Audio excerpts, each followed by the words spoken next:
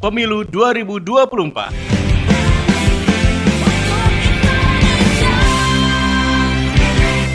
Assalamualaikum warahmatullahi wabarakatuh. Selamat malam pendengar Pro 1 RRI Medan 94,3 FM dan juga pemirsa kanal YouTube kami RRI Net Medan. Bagaimana kabar Anda malam hari ini? Semoga Anda sehat selalu, sehat semuanya dan tentunya tetap semangat ya pendengar.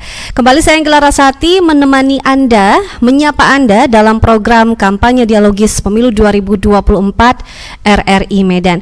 Dan untuk malam hari ini pendengar sudah hadir bersama saya Dr. Usman Jafar LCMA, Ketua DPW PKS Sumatera Utara. Assalamualaikum, selamat malam.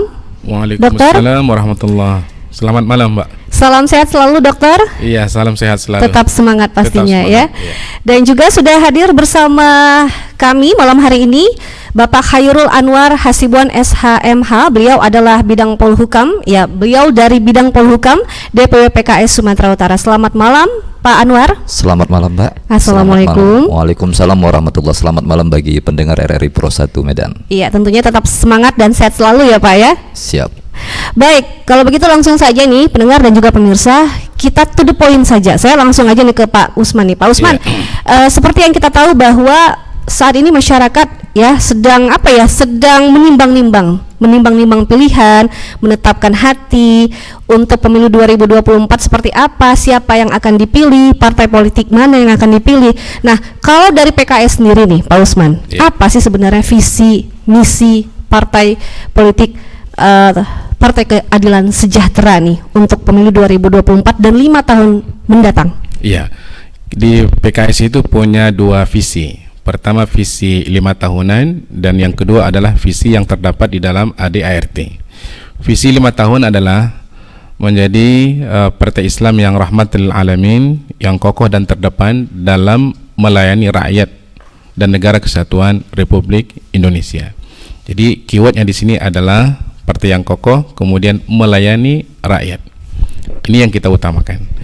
Visi yang kedua yang terdapat di dalam ADART adalah menjadi partai pelopor dalam mewujudkan cita-cita nasional bangsa Indonesia sebagaimana yang dimaksud dalam pembukaan Undang-Undang Dasar Negara Republik Indonesia tahun 1945 yang sudah sama-sama kita ketahui, mencerdaskan kehidupan bangsa, memajukan kesejahteraan umum, melindungi segenap bangsa Indonesia dan seluruh tumpah darah Indonesia, dan ikut melaksanakan ketertiban dunia berdasarkan kemerdekaan, perdamaian abadi dan keadilan sosial. Jadi sungguhnya PKS itu visinya sudah menyatu dengan tujuan negara ini didirikan. Itulah secara ringkas. Oke. Baik, artinya memang cita-cita yang mulia ya. Tapi jika kita melihat nih Pak, kondisi kita saat ini, kondisi negara kita saat ini, apakah cita-cita yang ingin diwujudkan PKS ini sudah ada terimplementasi di negara kita saat ini? Inilah yang dirasakan oleh rakyat kita hari ini. Kenapa kita Partai Keadilan Sejahtera mengusung Bapak Anies Rashid Baswedan? Inginkan perubahan. Apa yang dimaksudkan dengan perubahan? Yang dimaksudkan perubahan itu adalah kembali kepada tujuan bangsa ini didirikan. Kita lihat misalnya memajukan kesejahteraan umum. Nah, hari ini terjadi kesenjangan yang cukup jauh antara si kaya dengan si miskin. Oke, pertumbuhan ekonomi bagus di atas 6%, ya. Tapi ada masalah yang kita lihat, masalah pemerataan. Di negeri ini ada sekitar 26 juta orang miskin yang pendapatan per bulannya 500.000, per harinya adalah 17.000. Kalau saya per hari dapat duit 17.000 untuk sarapan 10.000, tinggal 7.000 untuk makan siang dan makan malam. Itu baru saya. Istri saya belum makan, anak saya belum makan, sementara anak saya juga perlu sekolah. Nah, jumlah rakyat kita 26 juta yang seperti ini. Bahkan ada 17 juta rakyat kita yang setiap malam tidur dalam keadaan kelaparan. Kalau mengikut standar WHO, orang miskin itu adalah pendapatannya per hari $2. $2 itu kalau kita anggap $1 hari ini 15.000, artinya 30.000 per hari. Jadi per bulannya adalah sekitar 900.000. Itu standar WHO orang miskin. Kalau negara ini menggunakan standar WHO, bisa jadi orang miskin itu jumlahnya antara 60 juta sampai 70 juta. Oke. Dengan kondisi inflasi yang terjadi hari ini 2,8%, artinya adalah harga-harga sembako naik, ya, harga barang-barang pokok naik, BBM naik, maka ketika kita tanya masyarakat kita, orang yang punya pendapatan 2 juta per bulan hari ini, apakah masih tergolong orang miskin? Rata-rata masyarakat mengatakan miskin. Jadi kalau kita pakai standar dengan kondisi hari ini, orang miskin itu 2 juta per bulan pendapatannya, bisa jadi separuh dari rakyat kita ini yang 270 juta, ya, separuhnya bisa jadi adalah orang miskin. Nah, inilah yang ingin kita rubah. Pemerataan. Pembangunan hari ini, untuk apa IKN dibangun? Di satu kota. Pak Anies menginginkan ada pembangunan yang merata di semua kota, agar pertumbuhan ekonomi itu merata di setiap kota. Inilah yang ingin kita rubah, ya, mensejahterakan kehidupan bangsa, memajukan kesejahteraan umum. Disebut di situ kesejahteraan umum, bukan kesejahteraan satu orang, bukan kesejahteraan satu golongan, tetapi adalah kesejahteraan umum. Keadilan sosial bagi seluruh rakyat Indonesia. Bukan keadilan untuk satu orang, bukan untuk satu golongan, tetapi adalah sosial bagi seluruh rakyat Indonesia. Nah, inilah yang ingin kita rubah, ingin kita kembalikan. Contoh lagi masalah pendidikan, mencerdaskan kehidupan bangsa. Data hari ini 70% masyarakat Indonesia yang tamat SMP, hanya 6% yang tamat perguruan tinggi. Nah, ini seharusnya pemerintah harus hadir dalam dunia pendidikan. Pendidikan jangan dianggap sebuah bisnis, tapi Pak Anies selalu mengatakan, anggaplah pendidikan ini adalah sebuah investasi. Investasi untuk jangka panjang, untuk kemajuan negeri ini. Malaysia itu memberikan dana pendidikan dari APBN lebih daripada 20%. Maju masyarakatnya, educated people, masyarakatnya terdidik. Masyarakat kita hari ini yang rata-rata tamatan 70% ada tamat SMP, ditambah lagi dengan masalah ekonomi, inilah yang menjadi beban rakyat kita hari ini. Nah, PKS datang bersama Pak Anies Rashid Baswedan ingin membuat perubahan. Belum lagi masalah ekonomi, undang-undang misalnya P2SK, pengelolaan pengembangan sektor keuangan, di mana pajak untuk orang kaya dikurangi, sementara pajak untuk orang miskin dinaikkan. Jadi rakyat kita hari ini bebannya, pajaknya banyak sekali.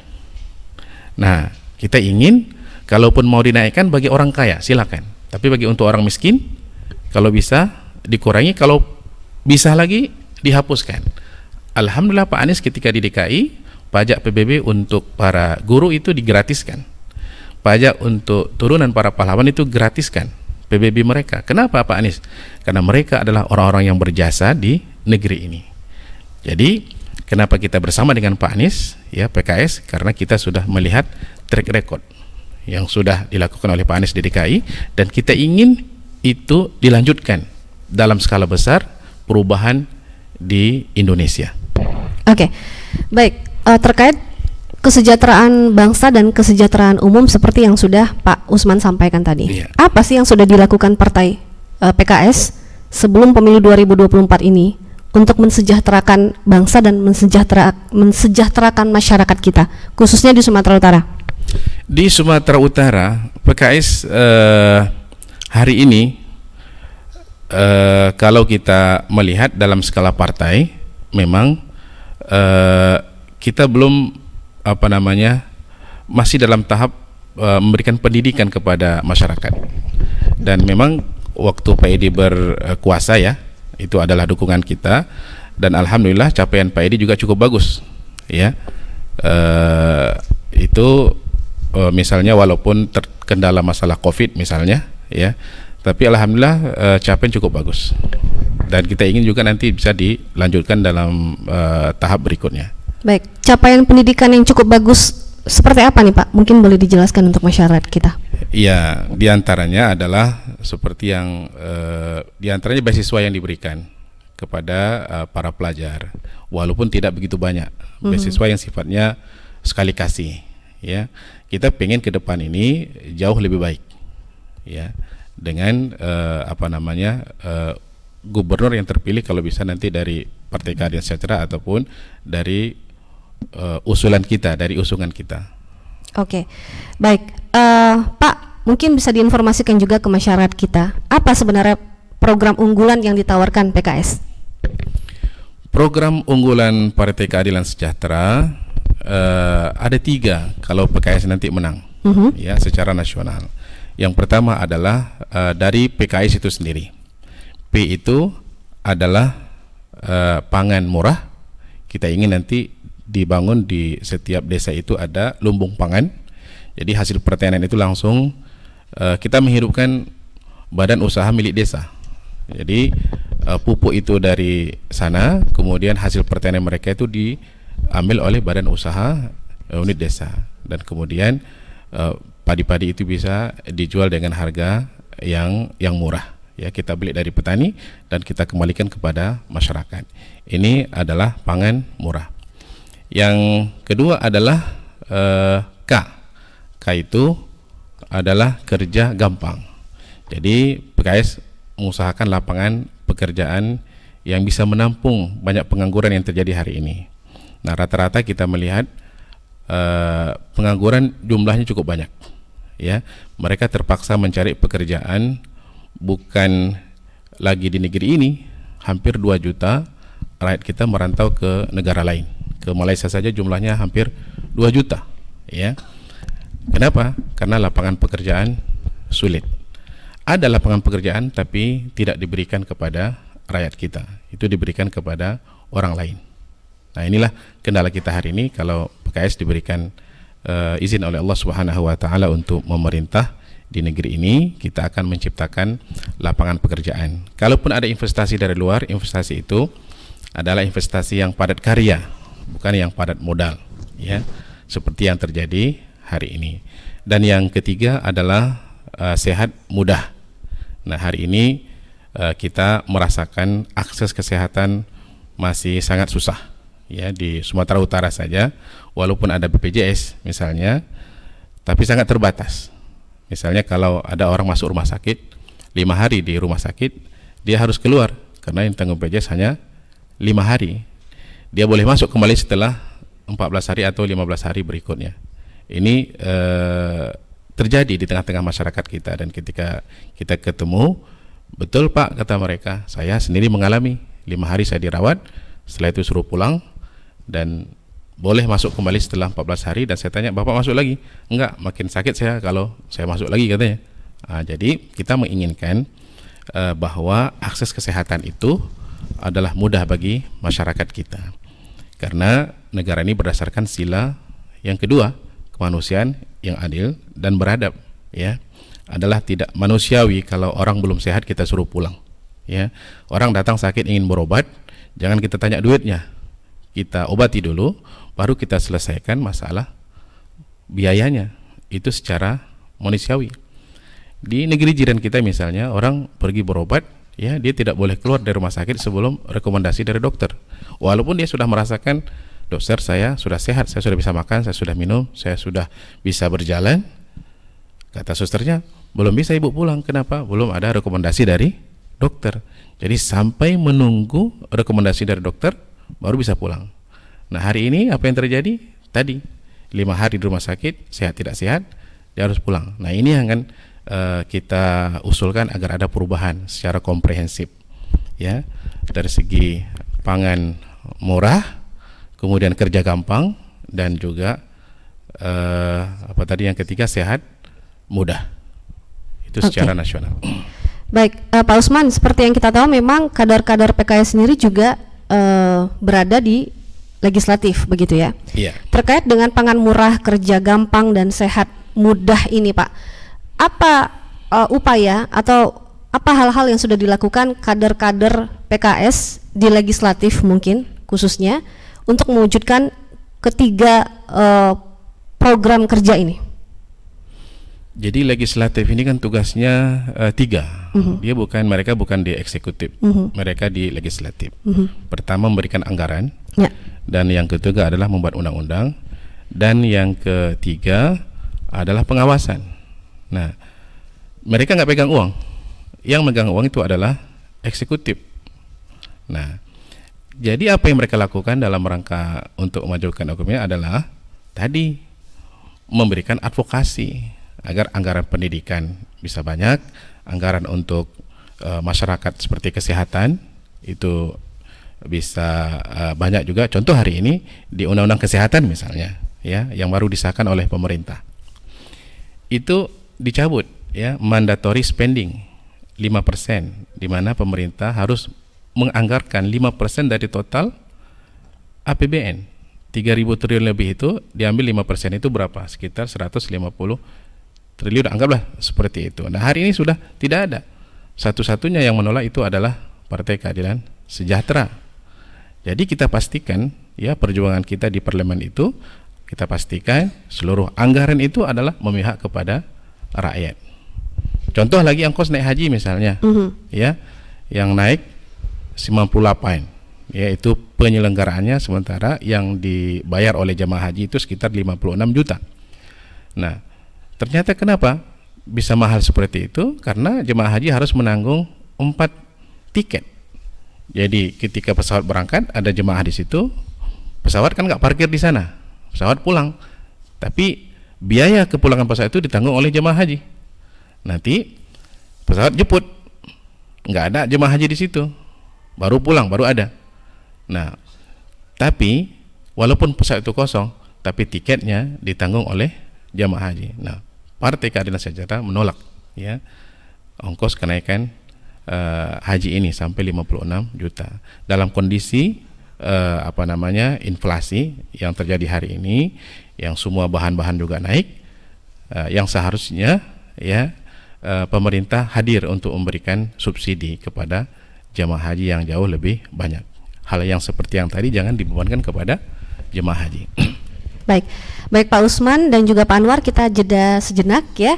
Untuk Anda pendengar dan juga pemirsa, tetap bersama kami dalam program kampanye dialogis pemilu 2024 RRI Medan. Kami akan segera kembali.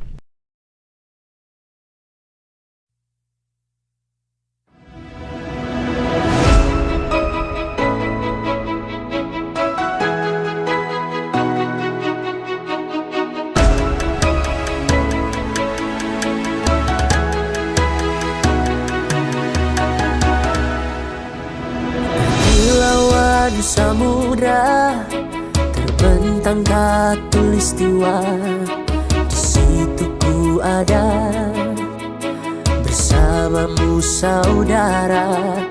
Beragam warna kita, suku tak selalu sama. Kau aku Indonesia yang disatukan karena cinta. Karena kita Indonesia, jangan pernah terpecah belah. Walau kita berbeda, walau kita tak sama, tetaplah satu kita Indonesia sesungguhnya.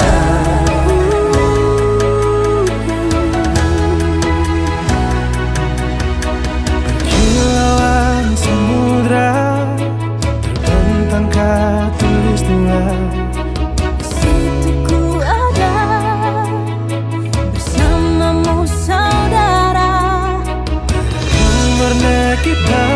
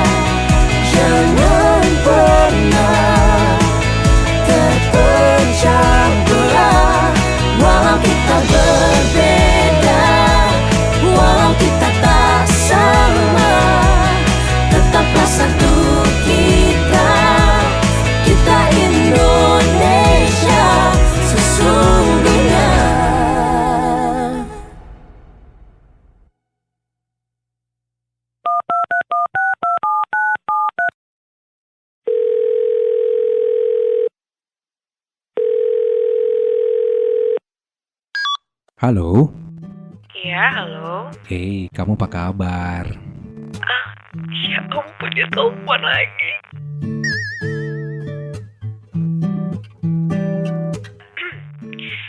Kabar aku baik. Kamu sendiri apa kabar? Kabarku juga baik. Sebenarnya ada yang ingin aku omongin nih ke kamu. Oh iya? Akhirnya dia bisa balikan.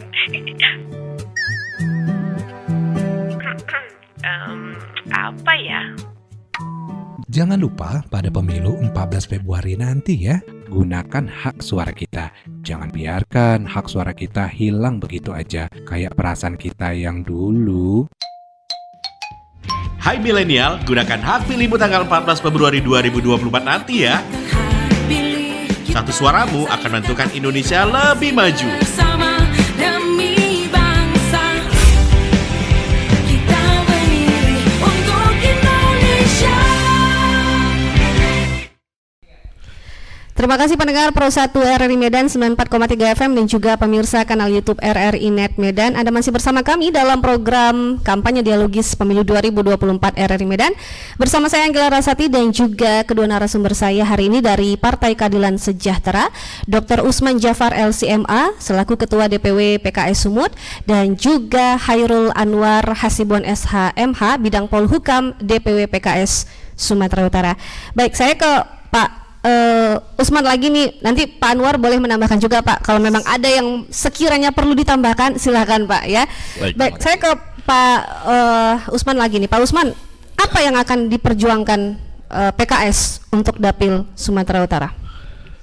Yang akan diperjuangkan PKS di Dapil Sumatera Utara ini kita ada program daerah ya. Ya, hari ini di Sumatera Utara untuk masyarakat kita, yang jelas lapangan pekerjaan itu masih sangat sedikit. Kita akan perjuangkan lapangan pekerjaan. Kemudian untuk UMKM. Kemudian untuk para petani adalah kesusahan dalam hal pupuk, ya. Kemudian masalah upah minimum, ya, yang belum standar.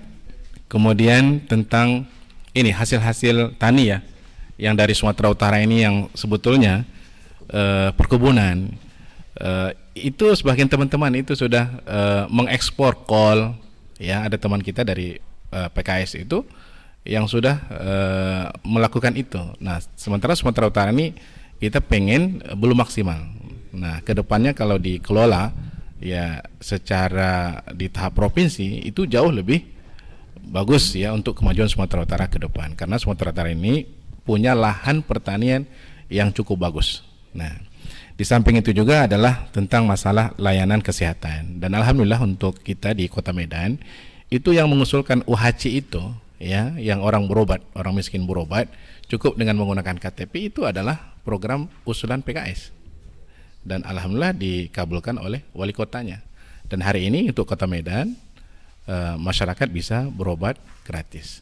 Dan juga banyak usulan-usulan dari dewan kita seperti jalan, perbaikan Pamtir Tanadi, ya, pelebaran gorong-gorong, dan itu banyak yang sudah diadvokasi oleh ale-ale kita, dan insya Allah yang baik-baik yang sudah kita lakukan akan kita teruskan pada masa akan datang. Oke, baik Pak, saya tertarik dengan pernyataan Bapak tadi terkait lapangan kerja. Lapangan kerja ada, tapi bukan orang kita nih yang kerja. Lalu siapa nih Pak kalau dari versi PKS? Siapa yang kerja di lapangan itu Pak? Iya, kan TKA, tenaga kerja asing yang kita lihat banyak masuk. Oke. Iya kan? Dan gaji mereka itu jauh lebih besar daripada gaji orang kita sendiri. Tapi PKS sudah pernah menyampaikan ini? Sudah, itu kan di pusat. Dan undang-undang Cipta Kerja itu kita tolak karena tidak memihak kepada buruh, tidak memihak kepada pekerja. Nah, ini kita perjuangkan di pusat dan juga kita perjuangkan di daerah sesuai dengan levelnya masing-masing. Baik, Pak. Sekarang kita berbicara terkait strategi. Tadi Bapak sudah sampaikan beberapa program PKS, yakni pangan murah, kerja gampang, sehat mudah. Nah, ini strategi dari PKS sendiri ke depannya, Pak. Katakanlah ketika PKS terpilih nantinya atau memang sudah mengusung presiden yang terpilih begitu, apa kira-kira strategi yang akan dilakukan PKS baik itu di pusat dan juga di Sumatera Utara untuk mewujudkan ketiga program ini, Pak? Jadi anggaran APBD ya, kalau kita di Sumatera Utara itu anggaran APBD kita itu harus betul-betul kita pastikan untuk mengarah kepada 3 tadi itu, ya, harus tepat sasaran. Nah, hari ini kenapa terjadi misalnya lapangan pekerjaan susah? Mungkin investasi yang tidak padat kerja tapi padat modal, ataupun kalau tidak ada maka kita akan lakukan itu ke depan. Juga untuk kesehatan misalnya. Nah, ini harus kita seriuskan dari anggaran itu betul-betul memihak kepada rakyat. Jadi semua anggaran-anggaran yang asalnya adalah dari rakyat itu harus dikembalikan kepada rakyat dan harus lebih banyak jumlahnya. Itu diantara strategi kita. Insya Allah itu bisa dilakukan. Ya, kalau menurut PKS sendiri APBD sekarang lebih banyak dialokasikan kemana, Pak? Karena kan menurut PKS ini kan yang 3 ini penting nih. Kalau menurut PKS sendiri APBD dialokasikan kemana sekarang nih? Ya, APBD sekarang ini kita bisa merasakan lah, ya, kita merasakan seperti perbaikan infrastruktur yang masih belum berjalan secara maksimal, ya, itu bisa kita pastikan. Ya, yang kedua adalah tentang ini masalah pendidikan, ya, yang masih sangat kurang. Jadi pun kita tidak tahu kemana APBD ini. Yang kita terasa sekarang ini adalah hal-hal yang langsung dirasakan oleh masyarakat kita, ya, itu belum maksimal. Nah, yang kita inginkan ke depannya adalah agar itu bisa maksimal. Oke. Baik. Terkait rencana kerja strategi Parpol untuk pengembangan potensi daerah baik itu sumber daya alam maupun SDM Sumatera Utara ke depannya seperti apa, Pak, PKS? Untuk sumber daya alam kita? Iya, sumber daya alam dan juga sumber daya manusianya, Pak. Jadi sumber daya manusia ini sesungguhnya, ya, kita harus tingkatkan. Nah, jadi contoh Malaysia itu, ini contoh saja, contoh ya, karena saya pernah tinggal di Malaysia 20 tahun.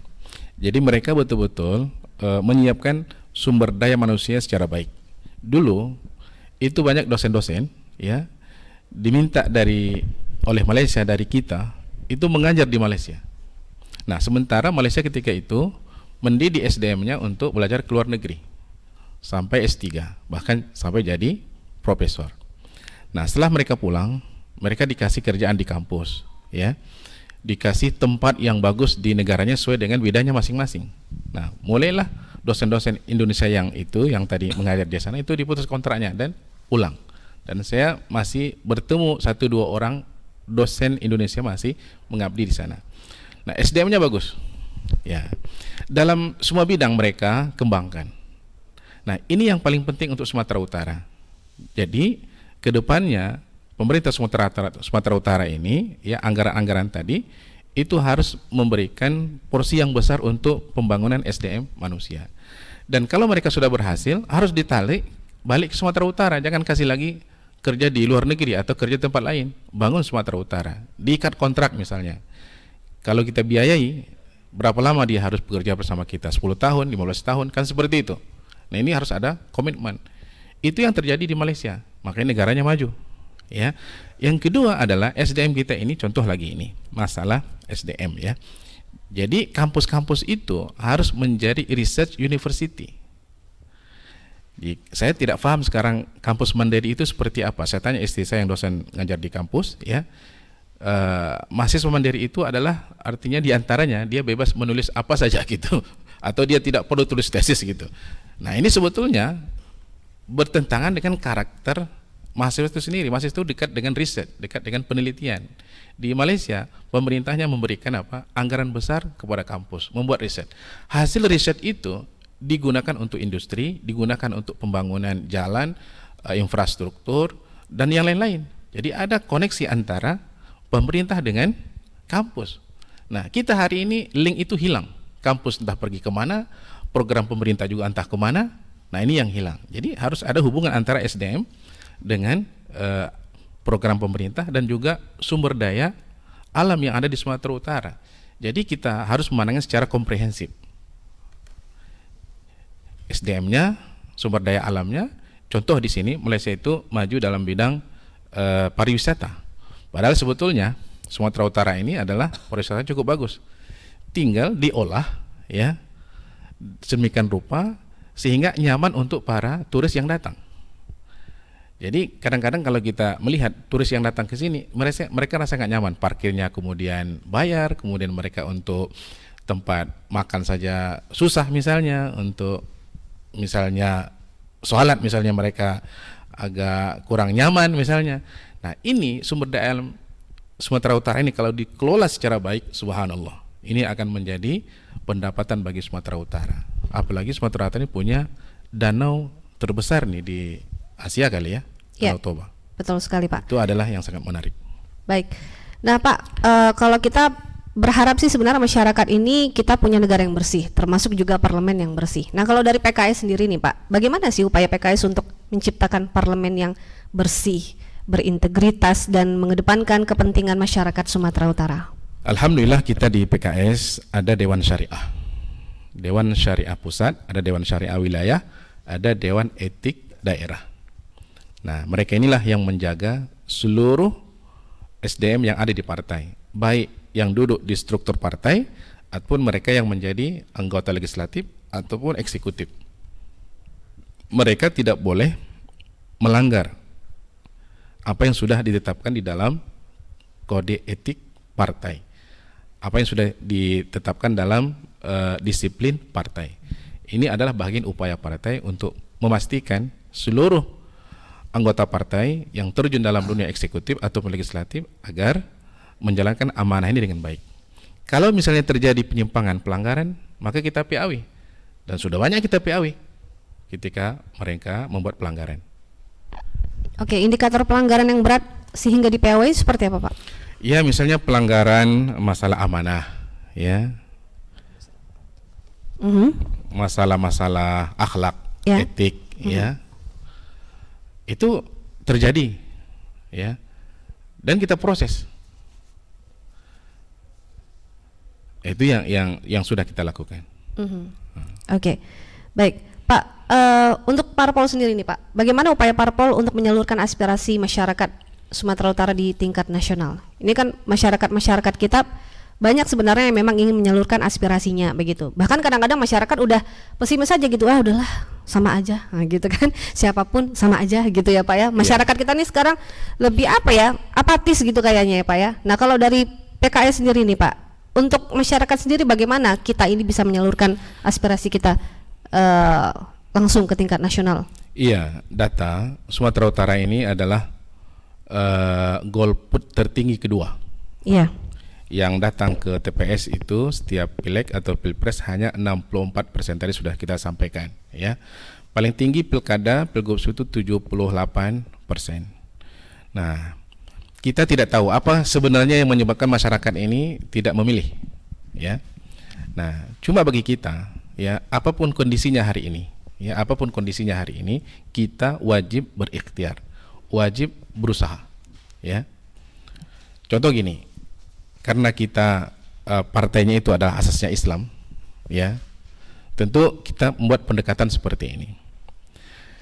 Nabi Musa itu, ya, ketika dia terdesak sampai di tepi laut dan pengikutnya mengatakan innala mudrakun, kita ini udah habislah, ya, karena nggak ada tempat lari lagi.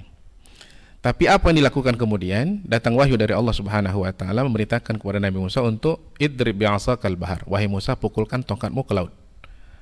Tugas Nabi Musa memukulkan tongkatnya ke laut. Apa yang terjadi kemudian? Itu bukan urusan Nabi Musa alaihissalam, itu adalah urusan Allah Subhanahu wa taala. Maka laut terbelah, akhirnya mereka bisa lewat dan selamat.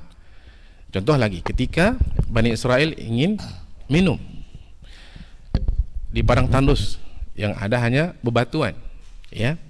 Lalu Allah memerintahkan Nabi Musa, idrib bi'asakal hajar, pukulkan tongkatmu ke batu. Tugas Nabi Musa adalah memukulkan tongkatnya ke batu. Masalah apa yang terjadi? Itu bukan urusan Nabi Musa, tapi adalah urusan Allah Subhanahu wa taala. Apa yang terjadi kemudian? Yang terjadi adalah 12 mata air keluar, bukan satu mata air, 12 mata air. Kisah Maryam lagi, ketika baru melahirkan, ya, masih dalam kondisi lemah, minuman ada tapi makanan tidak ada. Allah perintahkan kepada Maryam, Wa huzzi ilaiki bi jiz'in nakhlati tusaqit 'alaiki rutaban janiyya. Wahai Maryam, hantuk-hantukkan kaki engkau ke pohon korma itu, ya, agar korma muda itu jatuh. Tugas Maryam, bayangkan, kita kuatnya pun nggak mampu menggoyang pokok korma, ya kan Pak ya? Tapi yang Allah inginkan dari Maryam ini adalah ikhtiar walaupun minimal. Masalah apa yang jatuh kemudian itu bukan urusan Maryam, itu adalah urusan Allah Subhanahu wa Ta'ala. Ada kisah Nabi Ibrahim alaihissalam, ya, dikisahkan seperti ini. Itu ada burung yang ingin memberikan kontribusinya agar api itu padam. Dia ambil air dengan paruhnya. Kira-kira bisa nggak padam itu api? Tapi begitulah, ya, kita tidak boleh putus asa. Karena putus asa dari rahmat Allah itu dilarang. Ya, kewajiban kita hanya berikhtiar dan berusaha. Tapi yakinlah, jika malam semakin larut, yakinlah subuh akan segera menjelang. Jika kita rasa hari ini sudah semakin susah, yakin dan percaya insya Allah jalan keluar pasti akan diberikan oleh Allah Subhanahu wa Ta'ala. Nah, begitu dia, luar biasa. Terakhir nih Pak Usman, Ya. ya. Apa Pak program kerja 1 tahun pertama PKS untuk masyarakat Sumatera Utara? 1 tahun pertama Pak. Ya, kalau PKS berkuasa di eksekutif itu jelas kita punya program kerja, ya. Tapi belum cerita pilkada lagi nih. Kita baru cerita apa? Cerita pileg dan pilpres. Iya. Ya. Ya, pertama kita pastikan bahwa janji-janji kita selama kampanye itu kita pastikan ditunaikan. Mulai ditunaikan, dicicil, ya. Seperti apa tadi tentang gagasan masalah pangan murah, ya, kerja gampang, sehat mudah. Itu yang menjadi politik gagasan kita, dan kita pastikan itu bisa masuk di APBD. Itu diantara langkah-langkah awal kita. Baik. Insya Allah. Baik, kita akan tunggu ya ketika nanti insya Allah ya Pak, mudah-mudahan. Insya Itu Allah. mungkin tentunya harapan PKS ya, jika berkuasa nanti 5 tahun ke depan kita tunggu 1 tahun program kerjanya ya Pak ya. Insya Allah. Insya Allah. Oke. Baik, terima kasih Dr. Usman Jafar LCMA, Ketua DPW PKS Sumut. Terima kasih Pak Usman. Terima ya. kasih, sama-sama. Dan juga terima kasih Pak Herul Anwar Hasibuan SHMH, Bidang Polhukam DPW PKS Sumut. Terima kasih Pak Anwar ya. Terima kasih, Mbak. Iya, nanti kita mungkin bisa lanjut ngobrol lagi ya Pak ya, karena nggak sempat ngobrol di sini. Iya. Seru nih ngobrol sama Pak Usman soalnya ya. Terima kasih ya untuk Pak Usman dan juga Pak Anwar. Sehat selalu ya. Salam buat teman-teman PKS ya Pak ya. Iya, iya. Oke, baik pendengar dan juga pemirsa, demikian program kami kampanye dialogis pemilu 2024 RRI Medan. Kita akan bertemu dalam program kampanye dialogis pemilu 2024 RRI Medan lainnya. Saya Anggela Rasati pamit undur diri. Selamat malam. Wassalamualaikum warahmatullahi wabarakatuh. Waalaikumsalam warahmatullahi wabarakatuh. Baru saja Anda ikuti Dialog Pemilu 2024.